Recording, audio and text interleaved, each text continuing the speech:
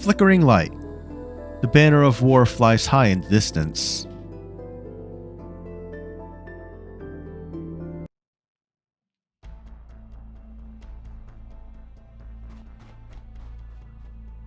Look! Up ahead! The bridge. It's been blown? How are we supposed to get across? Is there another path? The catastrophe cloud is still over our heads. We can't go any further. Not with all the wounded and the children.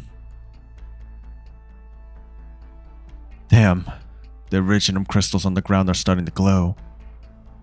They'll kill us before the catastrophe even has a chance. We need to... We need to go. It's all Originum particles in the air. No medicine for more than a week now. All the injured. Infected. Damn it. What's that sound?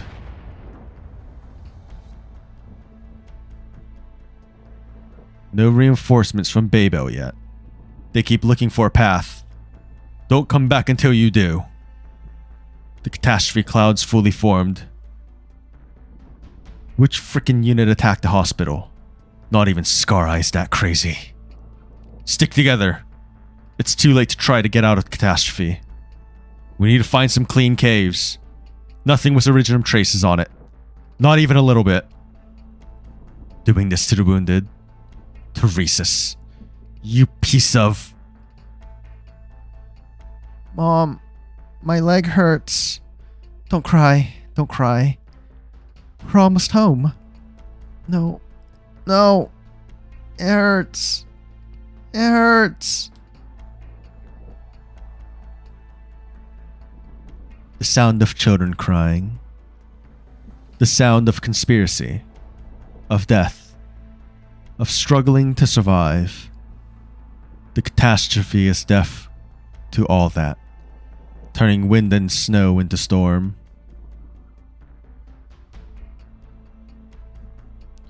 A few figures stand on a distant cliff. The woman stands on the edge, peering silently into the distance. A merciless catastrophe. Enemy soldiers blocking key passages. Fleeing beasts and the wounded and children with nowhere to run. Life echoes in the valley, reaching Mantra's ears. It is a sound of children crying. I hear it. Children are crying. It's starting to snow. This isn't good. 2,313. All confirmed. Location and physical data logged. Fewer losses than expected, but time's of the essence. Watch your arts up close. Watching your arts up close is always a remarkable experience, Mantra. Nods humbly. Was the Djalan HR able to get you a few assistants? Closes eyes. A shame. Message sent to all squads. Cave. 6 kilometers to the northeast. The children are there. But the military commission's drones have found us. I'll stay. You go. Frowns.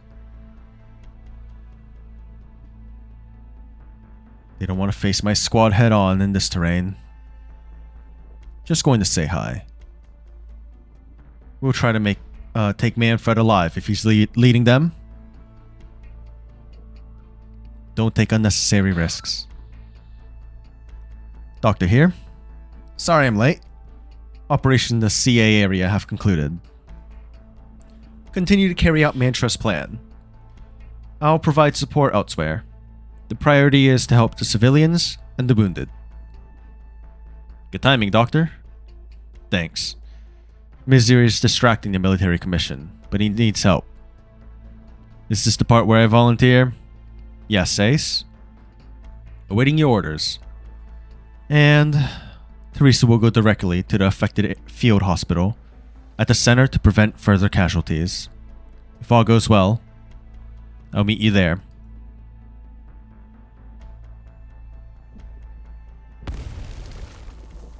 Explosion! Explosion! Move away from the glowing area. Back off. The Originum underground is being activated. Shit, too late. Fires stir beneath the frozen earth, and blizzard brings with it the sparks of catastrophe. Every breath seems to be carrying the weight of all of Terra, bringing it upon every individual soul.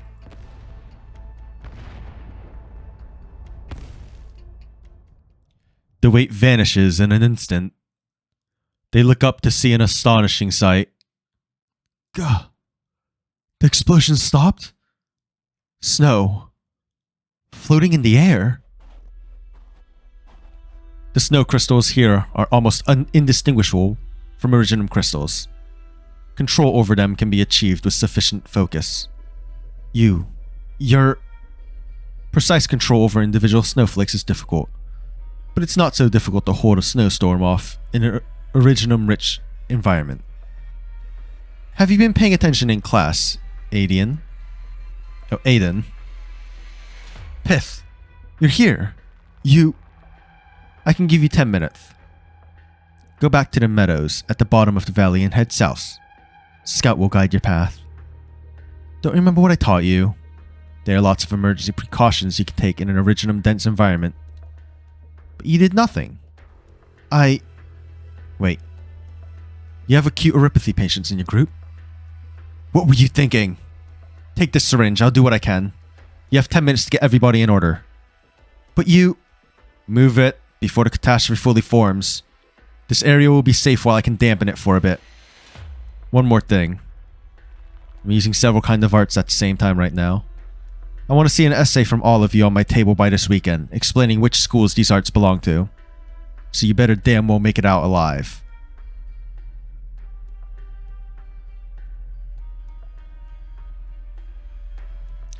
It's me. Any instructions from Manfred? What is he doing? Huh? A royal court high ranking amongst the Babel forces and refugees? Impossible. Look it up. Not there's anything to look up. Manfred probably made up the excuse on the spot. Even if they were there, they're Babel's prisoners now. Rescuing prisoners in the middle of a catastrophe is not part of the contract. But we have to do it anyway. Damn it. Get Thorn Squad to check the blockade. Alright. 86 here. Hello? Hello? No response. Where did they go? It's not time for the shift change yet, is it? Wait. Isn't it a little too quiet? There were foul beast cries only a moment ago. All the animals must have fled the catastrophe. It'll sweep through this place in 5 hours. This is no time to be taking a nap. Hand me the schedule. I said hand me the... Huh? Hey. Where did you go? Hello? This is Squad 86. Anyone hear me? Anybody? What's going on? Somebody's... Yakad?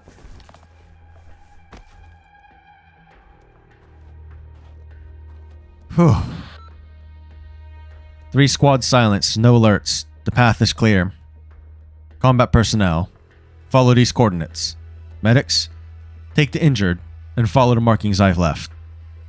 There's something I need to confirm. It's the military commission's frequency, alright?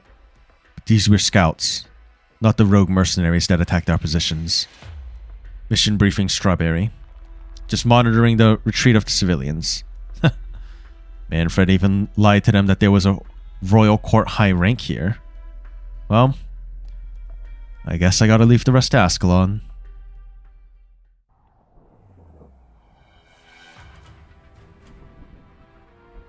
Babel, are you my death? You led the attack on Babel's positions. Whose orders are you following? It's just doctors and infected civilians. The sword comes before she can finish her sentence. Something feels out of place. But Ascalon adjusts quickly. She has always been more familiar with the language of violence anyways. The sleeve blade is out of its sheath.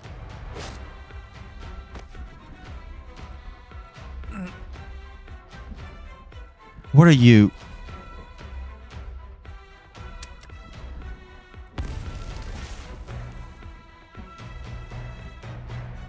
Bomb. You're crazy. Surrender. You have no chance.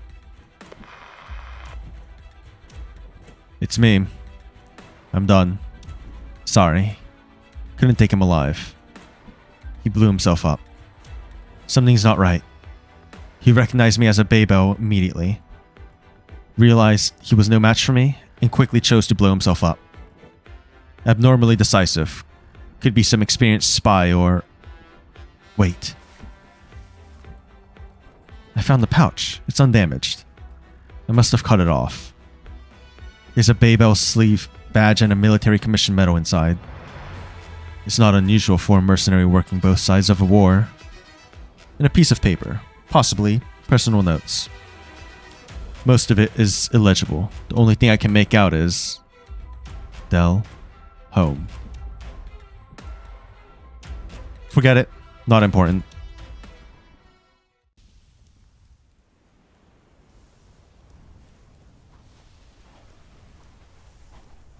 Communications are out.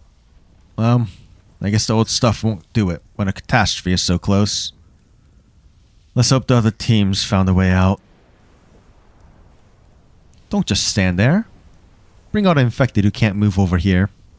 What's the point? It's not like they'll be able to get away from the catastrophe. Just do it. It's not like you have anything left to lose. Is there? And? Some of them are comatose. My condition isn't that far off from theirs. I'll end their suffering. Originum particles will spread when they die. I'll take the brunt of it. Take your bow. Keep your distance. Finish the job. Mumbles. Hell no. Hey, stay away from the infected. Julie will deal with them. Infected. You're just leaving them here like firewood. I'm not doing it because I want to. Is there any hope for them? No, just death. They'll turn into dust in 10 minutes or so. They could have been saved. Does living a little longer count as being saved? The conditions are too severe. They don't die here, they'll die in some forgotten alleyway in Kosdel. I should have stayed in Sargon. Here. Give them these suppressants. It'll at least relieve their pain. Where'd you get these suppressants? No, who are you anyways? When did you get here? Don't move. Your ID code now, or I'll... Let the doctor pass. It's fine. Everything will be fine. You look familiar. Your Highness, how could you... We're right in the middle of the catastrophe. We're very grateful, but... You shouldn't have come. It's too dangerous. The white Sarkaz appears on the battlefield without a sound, as though she has come out of nowhere. The crowd whispers amongst themselves. Is she truly the king of Babel? One of the living 6 heroes? The mother of Kosdel? Teresa simply nods at confused and bewildered crowd. She kneels by the side of the infected. Your Highness, I'm sorry I came late. Too late to save your lives. I'm sorry I couldn't do enough. Please, don't. Teresa gently holds his hand in hers. The other infected, all the ones still conscious, those who have not fully given up on living, feel a little bit of gentle warmth. I'm listening, my child. I will remember how all of you lived and died. Forgive me that I could not promise you more. But for your family, children, friends, and comrades, there will come a day when they will no longer live in fear. Your lives should have been so much more. Now, though, dream a warm dream. A dream that will come true. Sleep, children of Kazdel. Sleep in the warm embrace of home. Sleep. Thank you. The infected began to glow with the colors of Originum. Tiny stones eat away at the flesh and blood, transforming their lives and desires into fleeting sparks. Teresa holds their hands to the end, until shining dust rises towards the sky and is scattered by the wind, never to become stars upon the heavens. So, you can call me anything you'd like. Even evil spirit, if that's what you prefer.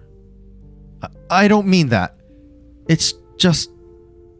This is the first time we've spoken to each other alone. You brought us many victories. I've had a hand in some. They also say you're an expert on Originum. Expert?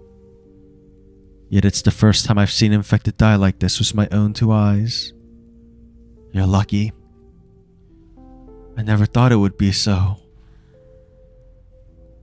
Does living a little longer count as being saved?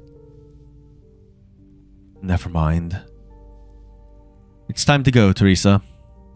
Right. But it's too late, even if we leave now. And the military commission has set a trap for us. It'll be fine.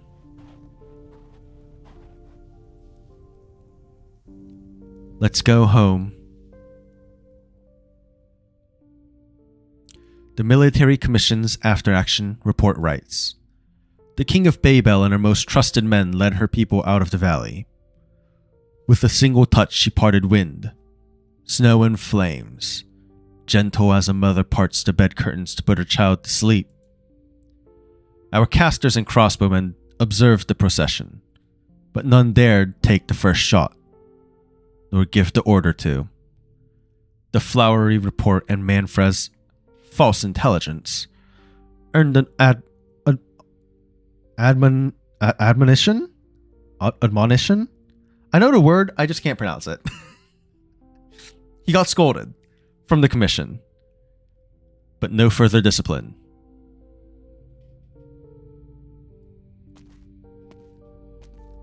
Doctor? I heard about the operation. You... Doctor? There's something I want to ask, Kelsey. Go ahead. As a physician, is it saving a life when all you can do is starve off to death for a little while? Wait, what? Did I read that wrong? Is it saving a life when all you can do is starve off death for a little while?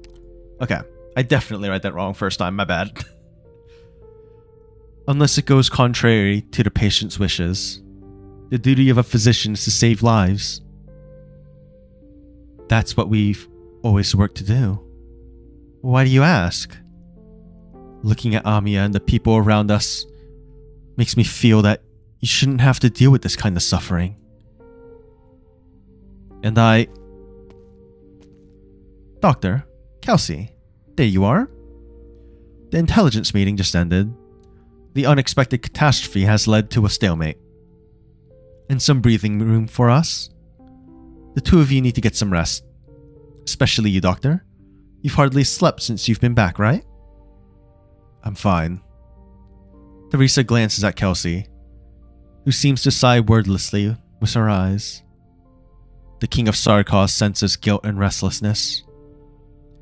It is not an easy thing to accept, watching so many infected turn to dust before one's eyes. Doctor, do you think all this is your fault? It is. I won't run from my responsibility, and I won't wallow in self-pity. I just need time to accept the present. I don't know if Originum is supposed to hurt a newborn civilization like this. But Originum is the only way to protect all life in existence. You're tired, Doctor. I'm grateful that you have chosen to bear the burden of these emotions for the sake of this great land. Your pain and struggle shows your kindness and ideals. I won't try to wipe them away, but we could share this burden, if you're willing. Teresa wants to hold the doctor's hand, perceive the doctor's guilt, an anxiety-filled soul. She wants to help the doctor, but a tiny speck of noise echoes ominously in the king's mind. The doctor is rejecting me? Or is it... Sorry, Teresa, but this is not something you need to take on. No need to use Civilite Eterna on me. Takes a toll on you too. There are more important uses for it. More important than helping someone who's given everything for us? Thank you. I mean it. You and Scout said that we have some breathing room, right? I'll make dinner for us then. I learned it off Misery. For our future challenges.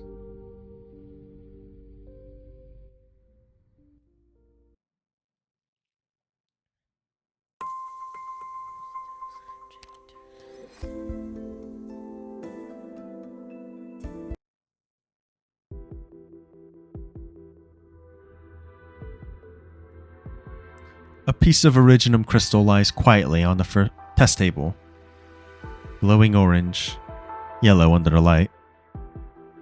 It looks pure, beautiful, harmless.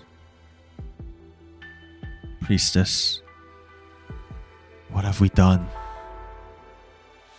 I'm afraid not. It's impossible. Doctor, it hurts. Thank you. The doctor picks up the Originum crystal with one hand and stabs it into the other arm. It leaves a bloody gash on the arm, but nothing else. The pain grows distinct, yet it is not the pain of Originum infection. The instruments show the same. There is no sign of assimilation of Originum and cell. Originum won't infect me. Did we ever imagine that such pain would come? What would you say about what's happening to this world? Originum, the last spark that we have passed on.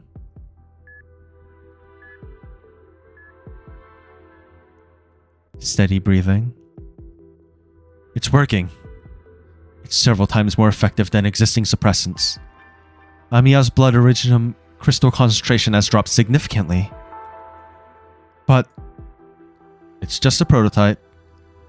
I haven't found a way to mass produce it on Terra yet. Doctor, I know you're experimenting on yourself, but you really don't look well. Just some research on blood. Originum doesn't affect me.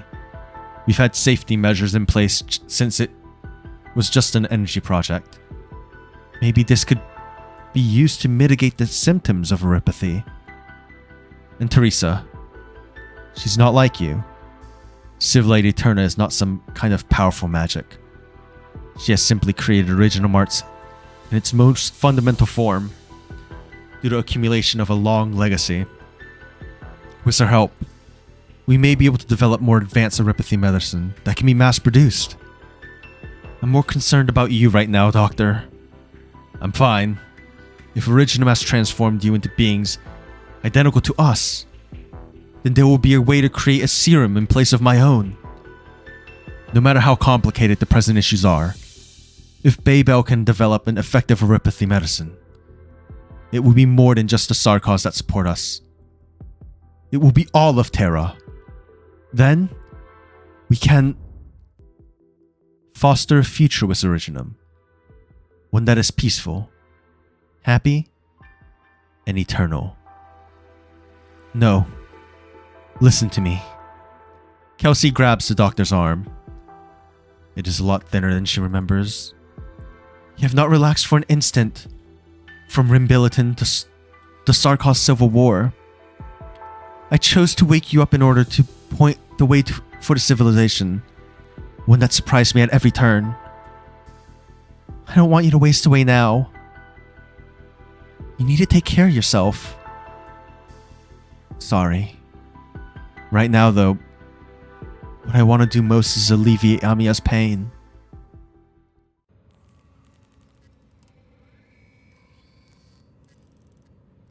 Three months later. Rhodes Island of Babel. Kazdel. I see Amiya. You can come out. Doctor? Am I interrupting anything? No. Just curious how you got in when I didn't hear the door open. I found a lot of secret passageways. Secret passages? Yeah. Closure said not to tell anyone, so I haven't.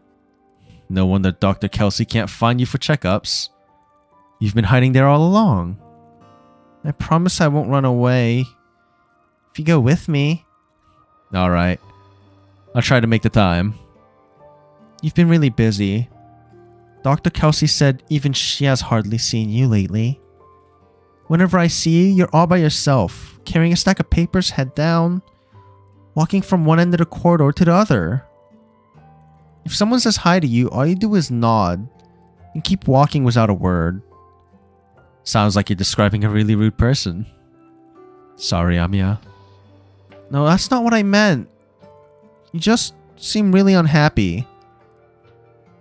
Why would you say that? Before we came to Rhodes Island, you were curious about everything. Cuddled up with the burden beasts at night, crouched down to look at tiny rocks in the mines, and went to pick fruit from the beast dens. You enjoyed everything, even the things that didn't interest me as a kid. But now, whenever I talk to you about something fun, all you say is, I'm glad you enjoyed it, Amiya. But I came to talk to you about it to make you feel happy. Are you unhappy because I'm not getting better?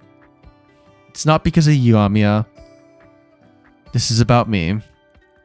And you can hear noises outside of the ship, can't you? Yes. Like the huge drones in Rimbiliton. They're so noisy. I don't like them. Me, Teresa, Dr. Kal'tsit, we all have a lot of things to do. It's not your fault. Alright.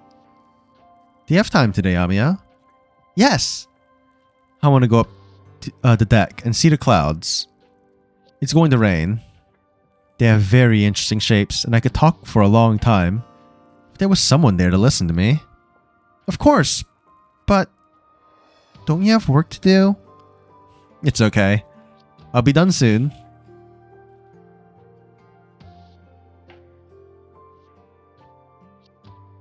Amiya, there comes a day when we cure choropathy. Not just for you, but for all of Terra as well. When the day comes that Terrans no longer live in fear of Originum and catastrophe, let's go on a journey again to see the rest of this great land. This time, we'll bring Kal'tsit, and Originum will become the light that guides the next civilization.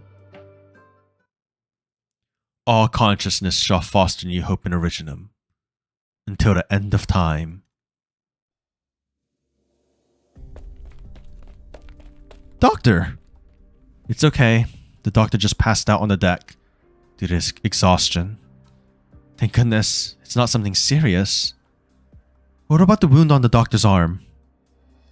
Trying to contract the neuropathy. The doctor has tried many ways. Breathing in dust, exposure to Originum dense environments. Even a direct incision with active Originum. I try to get the doctor to stop. And I asked Scout to do the same, but no one wants to see the doctor get hurt. Maybe the doctor is in more pain than we see on the surface. What about Amiya? Terribly frightened. She wouldn't stop crying. It took a lot of effort to get her to sleep. This is a sculpture. a gift from a rescued infected, to the doctor. Ace was the first to hear Amiya's cry. He carried the doctor back and left this behind. See, doctor? You've established connections with so many people. You're not alone. But what are you hiding that you wouldn't even tell Kal'tsit or me? The doctor truly wants to help Amiya and Babel. I can feel that. But I also can't help but feel that the doctor leaves some thoughts unsaid. Some concerns. Some doubts. I believe these sentiments were a result of such an abrupt awakening, and that they would go away in time. But they haven't. The doctor is being torn apart by these unsaid things, tormented by hesitation, pain, and guilt. Perhaps I don't understand the doctor as well as I thought. I don't know how to ease the doctor's pain, and if neither of us know what the doctor is thinking, then the doctor of Babel will always be alone. All the love and respect notwithstanding. Kal'tsit. Yes? I will explain to the doctor in time. Teresa puts her hand on the doctor's forehead. Under the warm surface lies a past that she cannot fathom. Civ Light Eterna. Originum must rewrite all. Only then is there value in existence.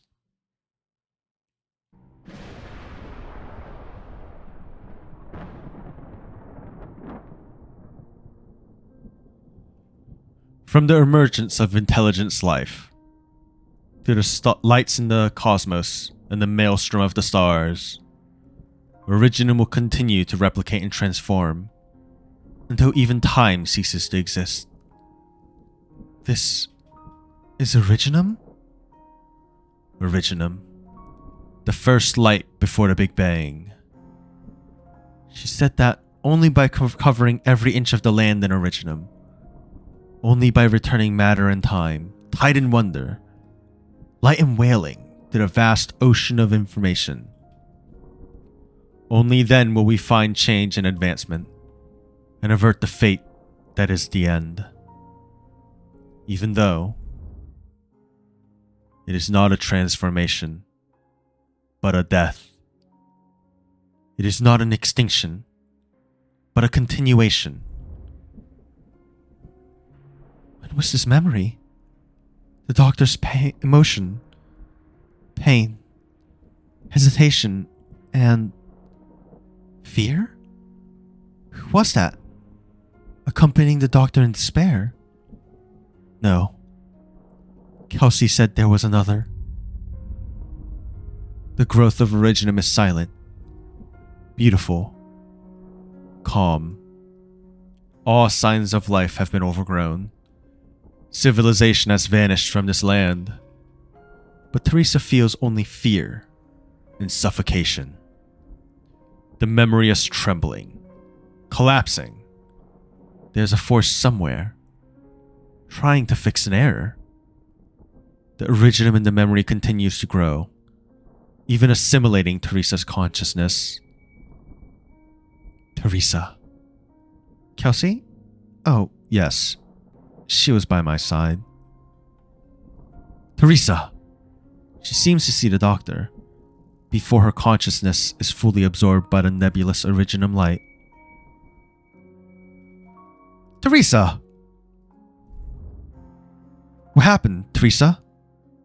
What did you see? I saw Originum. It had assimilated the entire continent. The doctor felt pain and anxiety over it. Was that the doctor's memory? No. A dream? Give me a hand, Kal'tsit. The feeling. The noise and the wailing.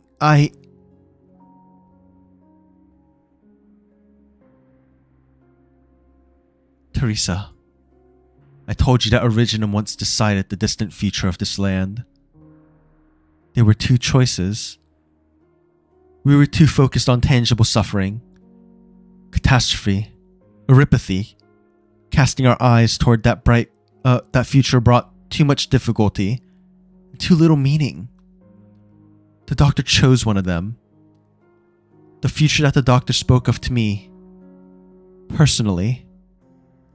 I could not forget that future that the doctor described. Never.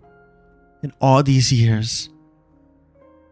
But the other cold and empty thought has often shot up my spine in the middle of the night over the past 10,000 years. I cannot speak of it. But you can sense my anger with your power. That means that Civ Night Eterna exists outside the boundaries of language. So, Teresa, if you saw a future that you were not yet willing to accept, I hope you, Civ Night Eterna, can change the course. Only you can. If you saw the side of myself or the doctor that is strange to you. Kelsey? No. Kelsey, that's not what I meant.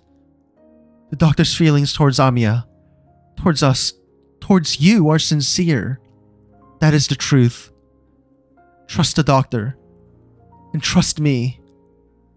I will find the answer to what is tormenting the doctor. And when... Doctor? Doctor, you're awake. What happened to me? You fainted as you were leaving the deck with Amiya. Where's Amiya? A little shaken, but she's fine. You're still in bad shape. What were you thinking?